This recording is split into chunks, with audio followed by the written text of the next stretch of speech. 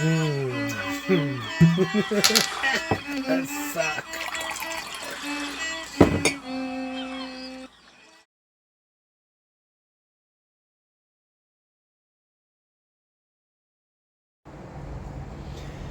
Good afternoon, Sean Carlson, Blackjack 98 Enterprises. Today's date is Thursday, August 21st, around 7 p.m. The project that you see behind me is what I will be working on next. So let me turn this around and let's have a look at it together. Alright, so I picked this up from a lady who had this for sale in southern Vancouver area. She said that she had this in a storage locker that she bought, and then this was inside. So I brought it home, and the condition that you see it in right now is the condition that I will be working on it. As you can tell, there are several things wrong with this. The first thing is it doesn't have the tube, so I need to get the tube here. Next would be the air filter housing. The filter is right there, but the housing that covers that needs to be on there. If I hit the trigger, the throttle, we can see that it works on the carburetor. The on-off switch is a retractable on-off switch, which means you hit it to stop it, and then you let it go and it retracts back to its original whatever. This is a throttle guard cable, whatever. Is that instead of hitting the trigger like when you hit it like this, instead of hitting it constantly, you can just move this down and it moves the trigger on its own. See that? So that way you don't have to constantly hit the trigger, and it goes at high speed at that level there. So we're going to do a complete tear down and rebuild of this, which means I will be stripping this right down to the piston if necessary, and we will be looking at the parts and testing them. The first thing that we can do is we can check the compression and the spark plug. So we're going to check for spark, and we're going to check the compression. So hold on. In order to check the compression and a spark, you need these two tools. This is a compression checker and a spark plug tester. So what we're going to do is we're going to take this off, and we're going to, oh, well, look at that. The spark plug was on there. It was not even on there properly. So we're going to look at it now that we have the opportunity. Okay, so looking at that, it's a bit corroded. It can be cleaned up, or it can be replaced. Looking at the numbers,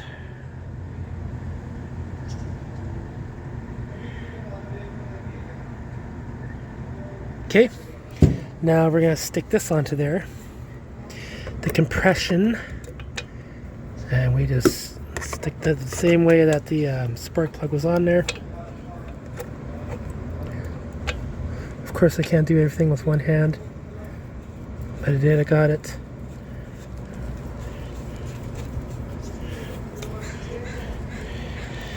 Now I'm going to set my tripod up and we're going to get a reading. Okay, so what I'm going to do is I'm going to give this 10 pulls on the rewind, and then you're going to see this go up. Okay, so here we go.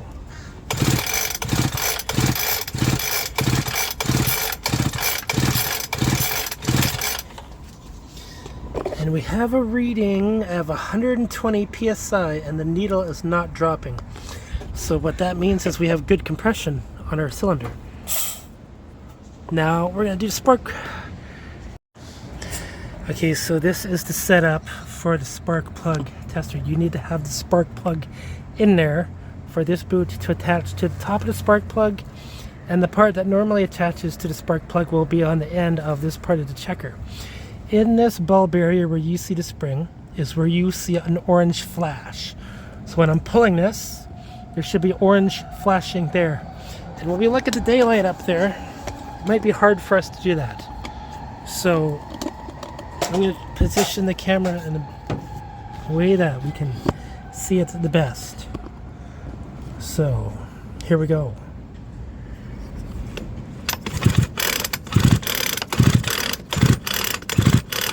Now, I don't know if you can see a flash, but I can see a flash. And if I can see a flash, that means the spark plug itself is good. So is the magneto for the ignition coil and the flywheel as well. So there's three things that create that spark: the magneto, the flywheel, spark plug. And if that's working, then that means everything else should work. But that's just testing it. So now it comes to tear down and rebuild part. And because that we tested this and I was able to pull this out, if I was not able to pull this out and it was stuck, like stuck, that means the flywheel is stuck against something that is in there which is not causing it to turn, or there could be something inside the cylinder from the top here that somebody went and intentionally jammed into place, which can happen. If somebody doesn't like you enough that they're going to take the spark plug out, put a whole bunch of dirt in there, and then when you're pulling this, you're actually compressing whatever is in the cylinder so that way it doesn't turn. That is a very good possibility. So let me get everything all cleaned up here and I'll show you what we're going to work on. Okay, by using a T20 Torx bit, there is 3 screws to take out. There's one right here, there's another one, and a third one. By taking those out, we get that cover off, but I want to let everybody know something. Whenever you have 2 plastic parts that are joined together by a screw, it will always be a coarse thread. So that's a plastic part and that's a plastic part, and this here is a coarse thread screw. Screws are only used to keep 2 plastic parts together. You will never see a screw holding a plastic part to a metal part. And the reason why that is because you use bolts to attach to metal.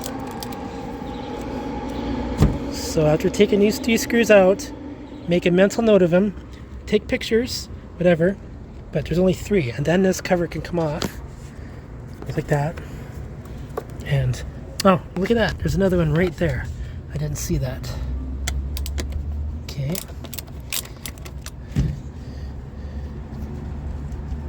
4, there's 4 screws, and that cover comes off just like that. Analyze and inspect this cover. Look for a bug, spider webs, or whatever. It doesn't matter because this is going to get washed in a pail of water. Now we have this, and it looks to me like there's debris in there. Cardboard debris. There's probably a rat's nest in there. Oh, look at this. So looking at the trigger, let me look at the trigger again. So when we hit the trigger, it's hitting that carburetor.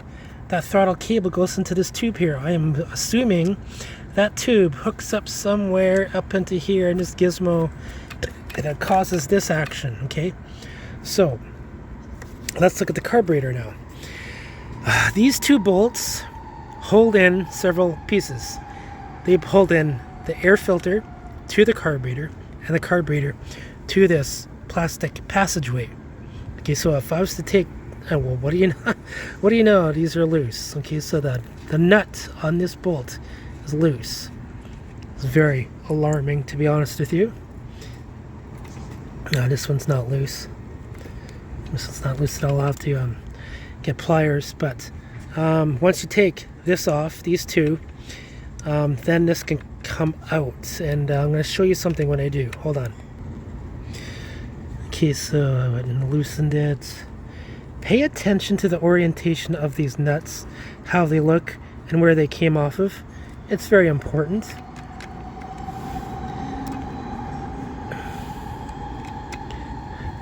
This is the air filter housing. Now let's look at the air filter housing. Air comes in through here. It goes through the filter and then in through the carburetor throat. And this too will be cleaned up with hot water and whatever. I'll put that right there. Now the carburetor.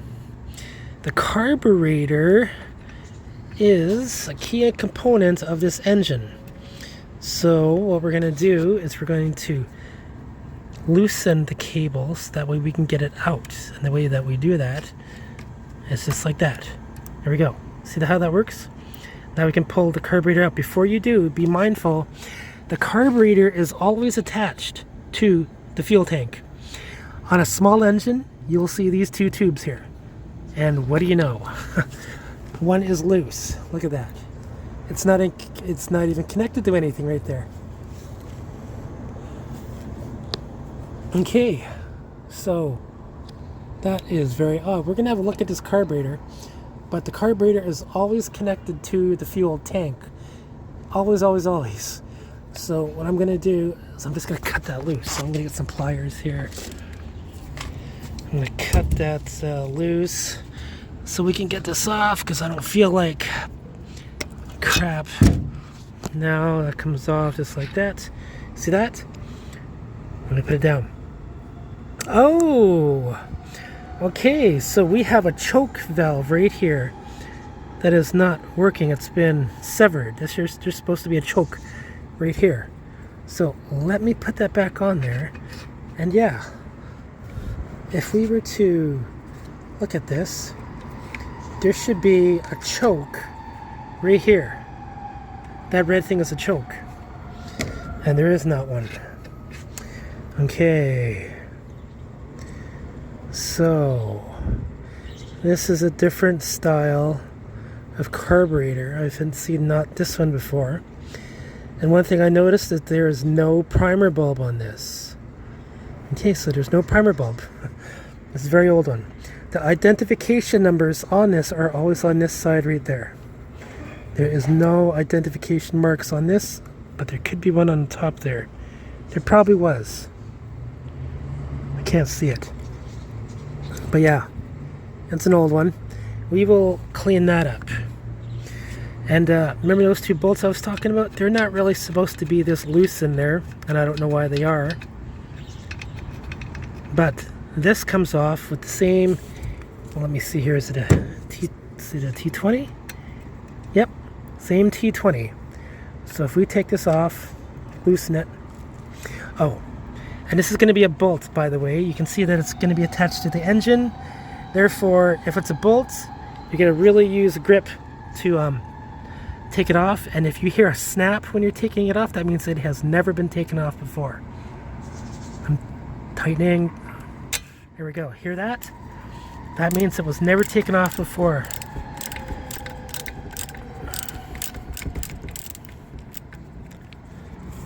And let me show you what it looks like. It's got a washer on there, and it's got fine threads. Now, remember these screws? Those got coarse threads. These are fine threads. Anything that is attached to the engine will always be a fine thread bolt. Okay? We're going to do the other one now. This for a snap. Yeah, there we go. I'm going to take this off.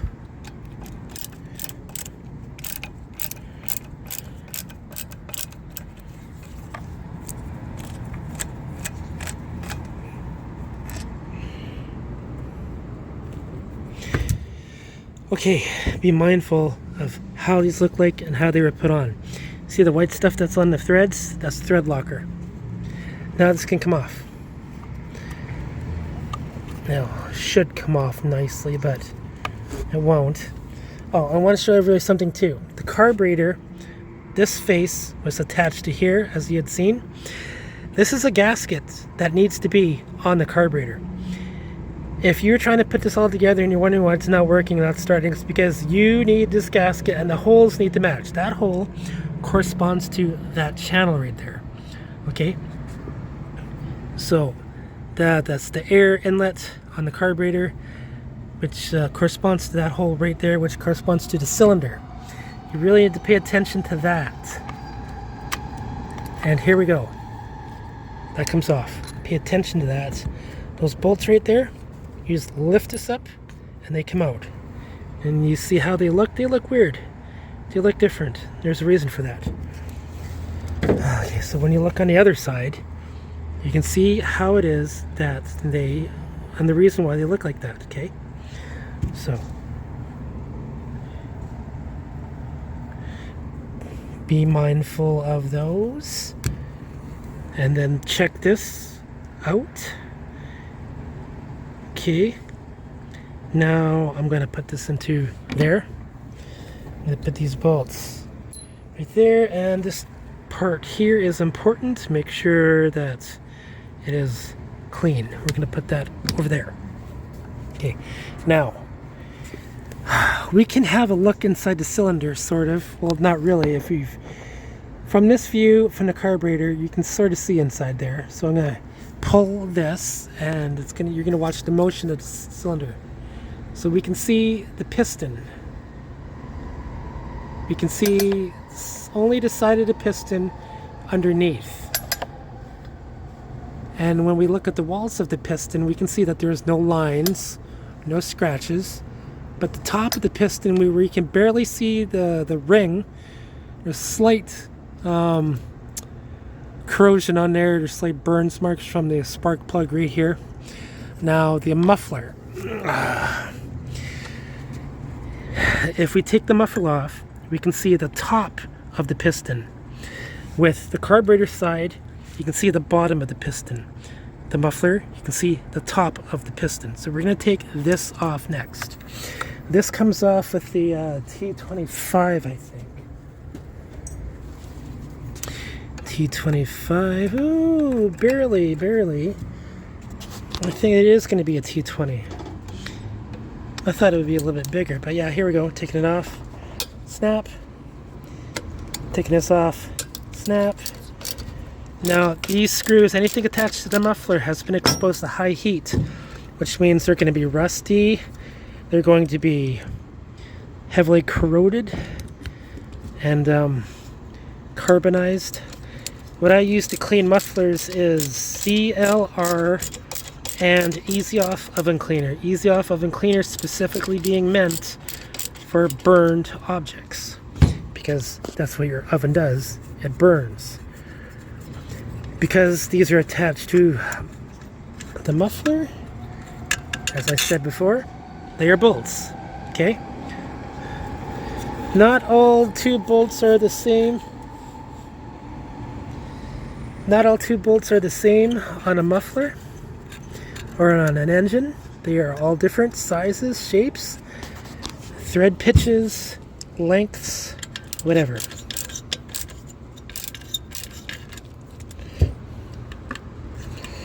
And oh, this is about ready to come off. Look at that. Oh, that muffler comes out inside there, which goes into here, which comes out that part. Wow, so the muffler exhaust comes out here. Well, I've seen that a few times before, actually. Okay, so let me take this bolt out. Oh, can't really, but there needs to be a gasket like this, a heat-resistant gasket between the muffler and this part of the mouth of the engine. So I'm going to put this aside right there. Now we can see the top part of the piston, as I was saying. I don't even know if you can see it from this angle, but I can. I can now see, ooh, it looks like we have lines, scratch lines on the exhaust port, which is not very good. But because of the fact that we checked the compression was 120 psi, so those lines that are on the muffler are not affecting the compression. But when I say lines, I mean scratch marks on the side of the piston. So we will take off the cylinder head to look at the piston, so we can have an idea what so you can have an idea what I'm talking about. Okay, so let's see here. What else can I take off? So let's take off the gas tank. So let me clear all this up and we'll take off the gas tank.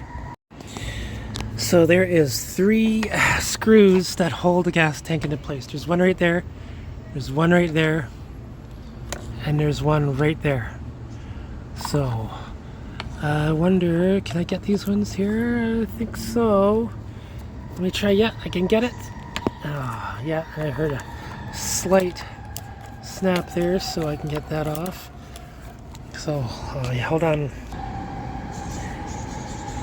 Alright, so we got the fuel tank out, and as you can tell, it's all dirty on top, which I expect from people who don't look after their machinery or whatever. This is what happens.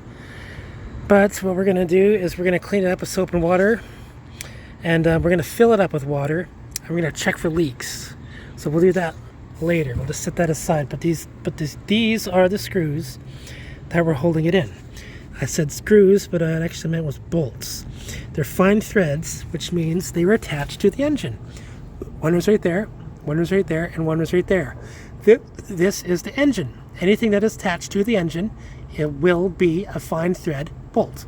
Okay, so I will put these right there with the other ones. Okay.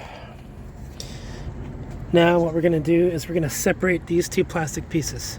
And as I just said earlier, two plastic pieces coming apart will be screws.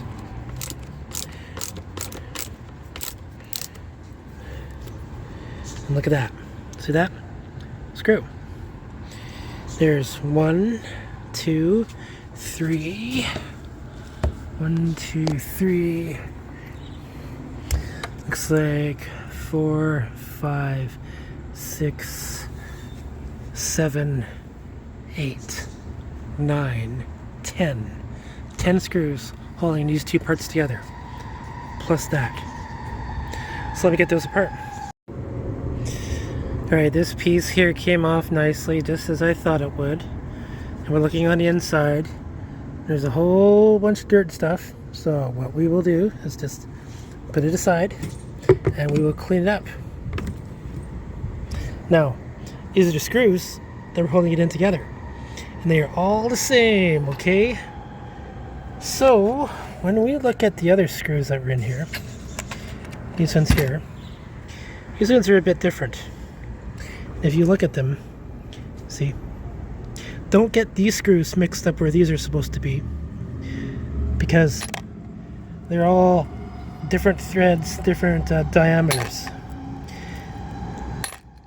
And I'm doing this because I've done this so many times before. I know which one goes where. This part is the fan blade bolt, which comes off, and I can't remember if it's 5/8 or 3/4, but we take this off and the fan comes about. We need to hold the fan while we take this off, and I think there's a keyway which locks this against this part here.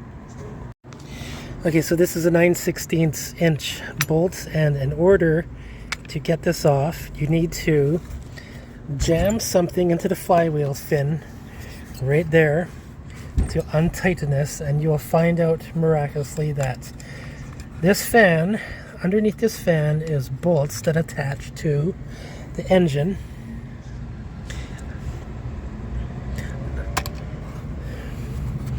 And that engine can only come out when these are removed.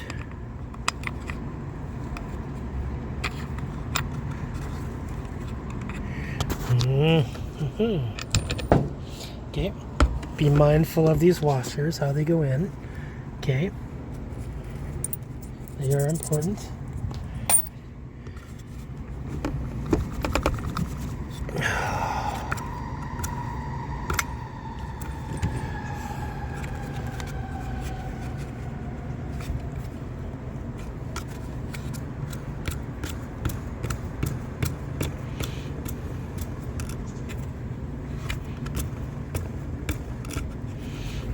Okay, now we're at that part. Okay, so there is 4 bolts right here.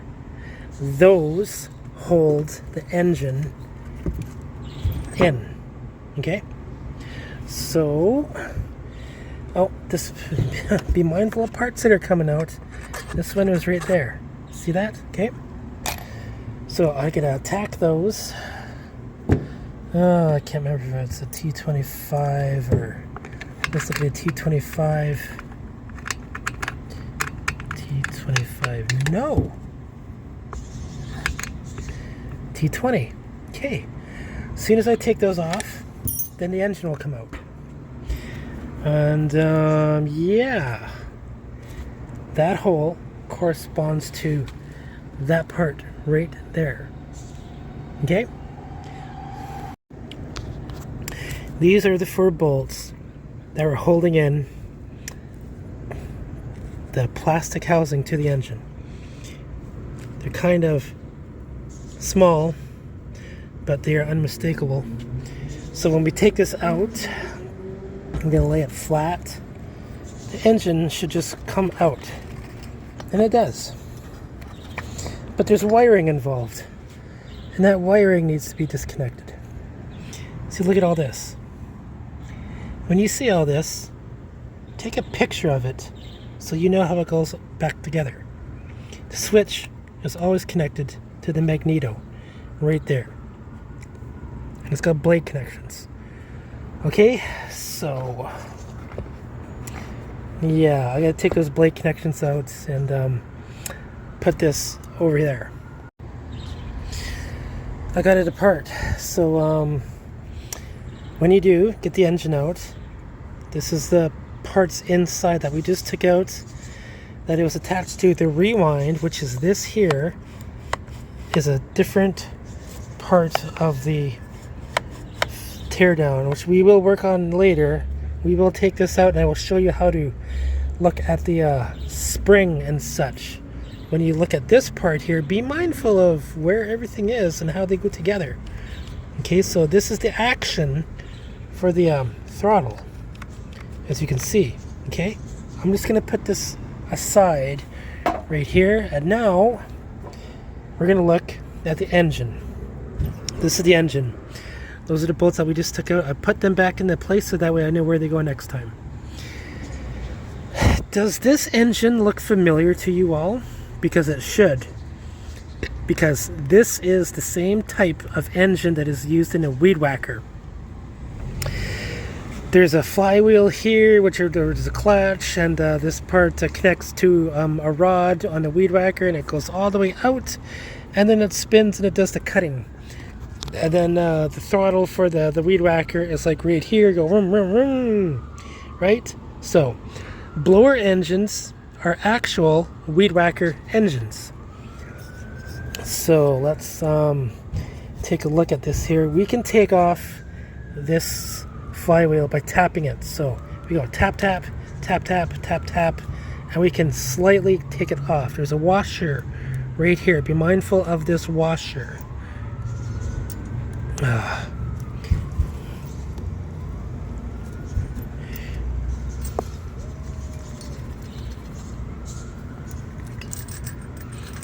we go. So, the magneto can come off with T20. So, just so everybody knows, there's a set distance between the magnet and the magneto, and you can separate it by those magnets right there. You can separate them by 4 pieces of paper, which is what I use to create the gap between right there. And I will do that later, but I will take these off. Whatever you do, do not use a drill by taking these ones off. They need to be hand cranked off. And don't go like really hard on them, because they're fragile. The aluminum structure of the engine is fragile when taking these out. In fact, these screws can actually snap, and then you're in a whole world of trouble. Okay, so take them off when you go to crank them off. Just slowly like that. Okay, so I'm going to take this off and this flywheel, and then we're going to flip it over and look at this part here. Yeah. After we get this off, we're going to turn around and look at this side. I want to show everybody something specific. This has a built-in keyway. So if you look at the top there, you see it at the top of the hole? That keyway is specifically built in there, so that way if you damage it or you shear it, then you gotta throw this away like doop, then buy a new one and put it in. But you don't have to do that. What I have done is I have taken a micro file set and filed that right down, and then put in a key which fits right into that slot right there. That slot matches up with that top part, so I can take a keyway and put it into there, and it matches up right there, and then I can fix that. You can fix that too if you had a micro file bit, and that's how you do it. Otherwise, if you don't have one and you're trying to use glue and epoxy and it's not working, you got to throw this away. This is just one of the ways that they make it so that way you have to buy a new one and spend money on. So now we're going to turn this over, and we're going to look at this part here. Normally, under normal circumstances, I am able to take the cylinder head right off the body. In this case, it is not that type. And the only other engine that I have seen that looked like this was a Homelight 0232605 type. This is the same type of engine that one does. So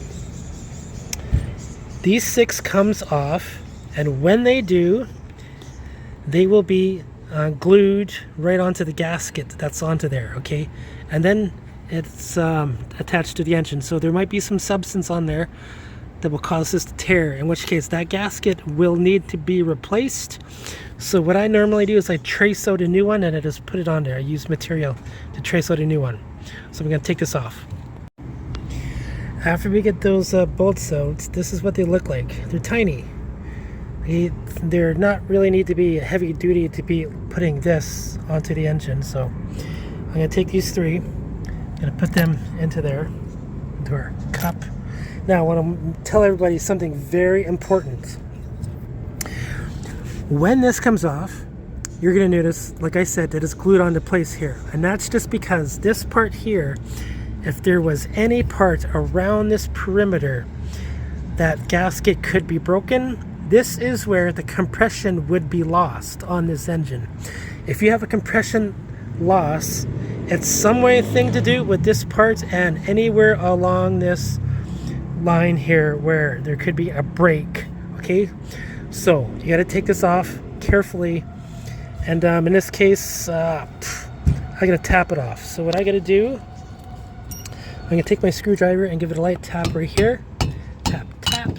Wow, shit, they don't normally come off that easily, but when they do, look at them, inspect them, look for cracks, tears, missing pieces, or anything like that.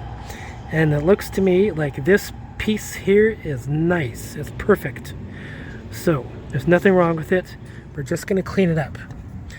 Now we have full 100% access to our piston, which is right there. And the way that we take the piston out is very tricky because you got to do a lot of banging. So you take out that snap ring right there, and there's one right there too. You take a punch, you put it into that hole, and you bang it out, and that's attached to this part here. So once that comes out, you gotta bang it out. Then this comes right off with the piston attached, okay? There's no other way to get that off other than just exactly that. You could try to wiggle this off, but it's still not gonna come off until that piece comes out. And I don't really want to do that, but if I was to look into there, I still can't really see it. But that was the muffler. Oh, you can see the muffler side now. See the lines I was talking about? Those lines? Those are kind of bad. And anytime that you have lines like that on your piston, that's a very bad thing. That has a lot to do with the compression loss. So I kind of wanted to get access to that, but you now see what the process I have to be to get that out. And I already made a video on getting these out on a Homelight, so it will be the exact same procedure. So what I'm going to do is I'm just going to clean this up. I'm going to clean everything up now. Everything now gets a wash of soap and water and spread out to dry, air dry. And that's going to be that for the teardown and rebuild. We will also work on the carburetor, which I said, which is under there, and we'll look at that. So yeah. Okay, so if you remember me saying that this carburetor is different, it is. It's only got one output port right here. Now, this one is outdated. I cannot find this one anywhere. There is numbers right there, but they are worn out. They're stamped. They're not metal stamped, but they're ink stamped. You can slightly see the numbers right there, but you can't really. It doesn't matter because I can't find this anywhere, and there should be a primer bulb on there, and there should be another port on here. What that tells me is this is a very old carburetor. So what I'm going to have to do is replace it. This one here is the same type of carburetor. The hole on the top matches, okay? It's got 2 ports. It has a primer bulb on top, which this one does not. And when we look at the side, it's got the same configuration. These holes are the same distance apart. And when we look at the jets, these are the same. So we're going to take this one and set it aside, and we will use this one as our brand new carburetor replacement. But be mindful, this is a cheap Chinese knockoff, therefore there is no number stamped onto it right there, but this will work in certain ways. So I will be adjusting the jets right there once I get everything all together. So having said that, everything is in that pail there soaking in water. I just gotta clean everything up, rinse it, and then put everything back together. And now we're gonna look at the rewind. So this is the rewind part, and these 3 here come out with a T20. Once you get those out, then this can come out. But you have to cut the cord here in order for this to come out completely. Otherwise, this cord will be attached to this, and then the spring inside, you have to release it, release that tension. Right now, the spring that is underneath this is under tension because of this cord. And so, if I was to cut this, this would go, and then I would release the tension on the recoil, and then we can just pull this out. But if I was to pull this out right now, you would see a boing, like a violent boing, will go explode on you. And it might even knock over my drink right here. Now, I do have a video on these recoils and how exactly they work. It's on my many channels that I have about recoils. So you will have to look at that. And when I pull this, there is nothing wrong with this. Okay. That is like fully extended out. So, if your recoil was, if this part here was getting stuck all the time, it is because it needs to be oiled and it is heavily rusted. So you would have to take everything apart, put the recoil, take it out by hand, wash the spring, then put it back in, but you have to clean everything up. Like I'm going to clean everything up right now. There's gunk and grease in there. So I'll make this nice and clean. And once I do that, then I will put everything back together. If you want to know how everything goes back together, you would have to go back to the video on how exactly I took it apart. That would be how you would know. So therefore, I'm just going to start cleaning everything now. Okay, so while I'm washing everything, I just remembered to do a water check test to see if there's any leaks on this. And it's full of water, soap water, which I will dry out. And as you can see, nothing's dripping constantly. So therefore, we have a good gas tank. And now we can just wash everything out inside and replace these lines and the fuel filter that's inside too. While we're looking at the gas tank, we gotta take a few things into consideration. A lot of you do not know how to hook up the fuel lines. So you need to know one connects to the filter, the other is a return. So when we look inside here, we find out that this one here is connected to the fuel filter on the inside. This one here, you might notice, is just a little sticking out on the top there. So this here would be the return. This here is the intake to the carburetor. Now, they connect directly to the carburetor, which is this over here. Now, when you press your primer bulb, if you want to test your carburetor, you hook it up to anything with gas with one of these spare tubes, and you press this primer bulb. If the gasoline is going into one of these, that is the one that is being sucked up by the fuel filter. And then the other one, which is this one on top, is the one that returns it to the gas tank. So it's a cycle. Okay? So when you press down, it's pushing the gas out the top back into the gas tank. When you release the primer bulb, it's sucking the gas from the gas tank into the carburetor.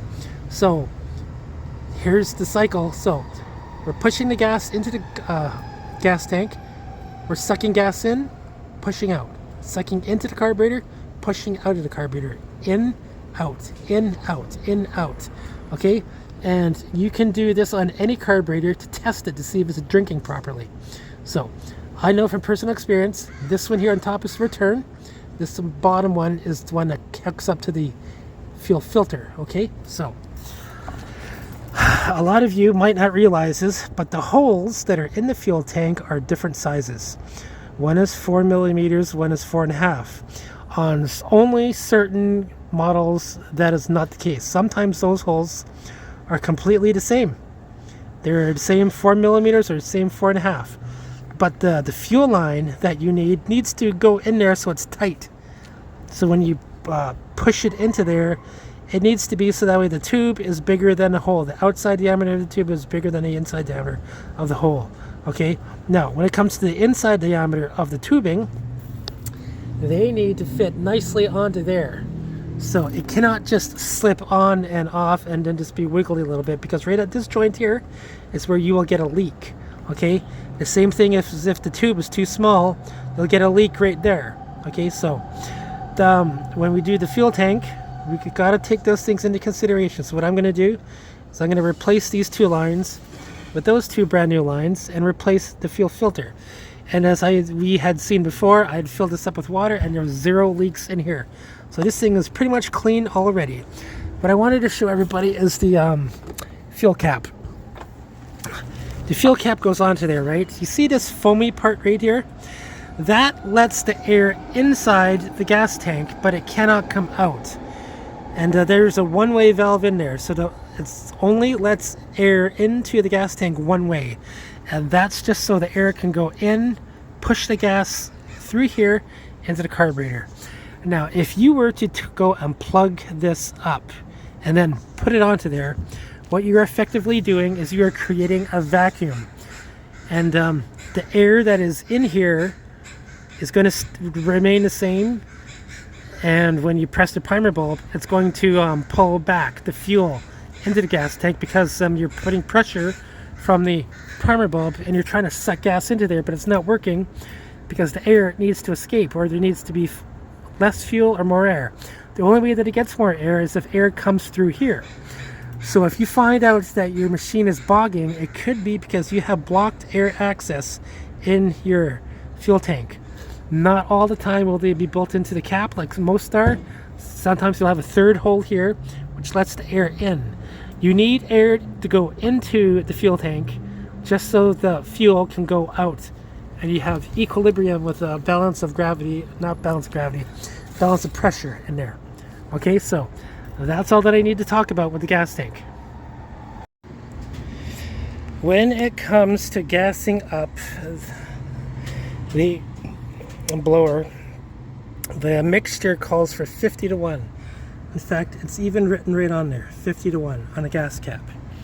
So the type of gas that I use is 91 Supreme Octane from Super Save Gas in Vancouver, Canada. The type of oil that I use is actually AMS oil, which is a synthetic type of oil. So I trust this oil when I'm mixing my gas for small engines, and I use like a measuring cup exactly, and then I suck the gas out exactly in milliliters from here, put it into here, put the gas into there, shake it up, and then pour it into there. Okay, so we have in here roughly 10 ounces of gas, and I'm thinking this probably takes 12. This is probably a 12-ounce gas tank. Now, let me put all this aside. Let me put all this aside in my stuff here. Okay, we got gas in here. Now we're going to see how well the brand spanking new carburetor looks when we press it. So I haven't done anything to it yet. So this is a brand spanking new carburetor. We're going to press the primer bulb to see how well it drinks. And those lines are correct. When you do this, you should see the gas go up. This one here, the bendy one, and go out to the straight when I press. So here we go. Yes, there we go. Gas is going in. It's filling up the primer bulb. And now it's going out. See that? Yes. Yes, that's exactly what it's supposed to look like when you keep pressing it. See that? In, out, in, out, in, out. Good. I want to let everybody know something right now. If you have gas in here and you have a primer bulb, when you press this primer bulb at least 10 times, you should see gas flowing in and out of these lines. And this should be filling up too. If the primer bulb is sideways like this one is, it will look like this, and that is normal. If it's pointing up when you're pressing it, the very tip of my finger is where you should see the bubble, and there should be a noticeable bubble. When you press this and you notice that there is no gas going inside there, that means you have a problem. What that could mean is you have the fuel lines incorrectly placed into one another, or you have a blockage in the fuel filter, or this part right here is blocked. You see, if this is blocked, no air can get in for that fuel to go up. And therefore there's a vacuum that is created in here which will suck the gas back. Okay, and when that happens, your engine will not run fluently enough. So now we know that everything is working the way it's supposed to be. All I have to do now is just put this in a choke position, which is that right there. That is, a choke means you're restricting air. Like if you have a cheap whore that you want to entertain and you're choking her out, that means she cannot breathe. Okay, so choke, half choke, wide open, run. Okay, so this is how you start it. Once you get started, you go brum, brum, brum, brum, brum, and then you put it in half choke. And then you start it. And then you let it idle without hitting the trigger. And then you do that for about a minute until the RPMs go up. And then you go and put it into wide open run. And then you can hit the trigger. Okay, you're going to see me do that. So right now, what I'm going to do is you're going to see me starting it right here. It's never going to start on the first pull, because I went and rebuilt everything. There's gunk on there. There's probably you're going to see some smoke coming out of out of here, the exhaust. The exhaust is built right into there.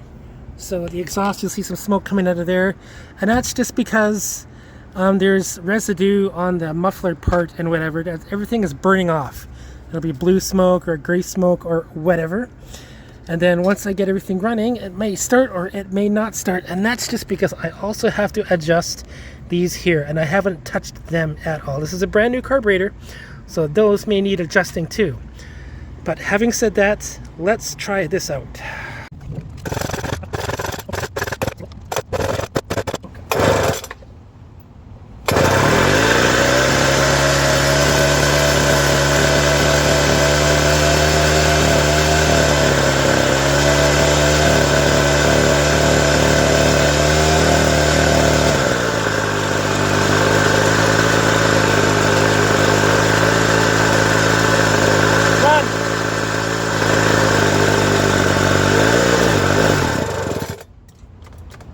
Okay, and there you have it, ladies and gentlemen, this single run. The only thing that we need to do now is the carburetor adjustments, which is hitting those ones right there. So you're gonna see me do that in a few minutes here.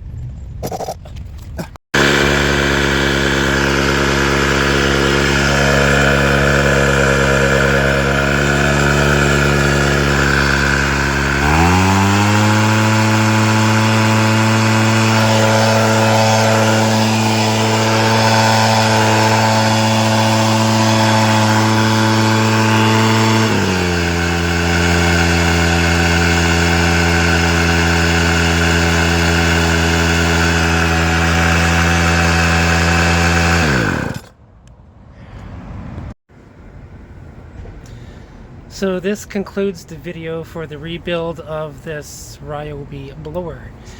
There's two things that it needs to have onto it, and that's the tube that goes to the end here, and I got that on order.